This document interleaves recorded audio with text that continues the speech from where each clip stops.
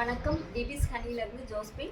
இன்னைக்கு நம்ம வேப்பம்பூ தேன் பற்றி பார்க்க போகிறோம். வேப்ப மரங்கள் 60% 2 கிலோமீட்டருக்குள்ள உள்ள ஏரியாக்களில் நம்மளுடைய தேனி பெட்டிகளை அந்த வேப்பம்பூ ஏரியாவில் வேப்பமர ஏரியாவில் மைக்ரேட் பண்ணி கொண்டு போய் அந்த தேனி பெட்டிகளை வச்சு அங்கேருந்து எடுக்கிற தேன் தான் வேப்பம்பூ தேன்.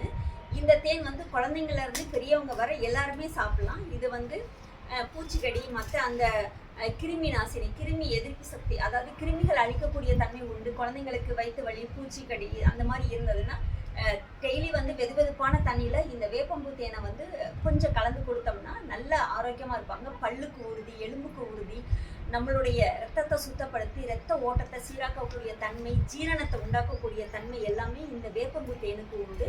இந்த தேன் பார்த்தீங்கன்னா அன்றாடம் காலையில் முதல் உணவாக வெதுவெதுப்பான தண்ணியில் கலந்து நம்ம சாப்பிடலாம்.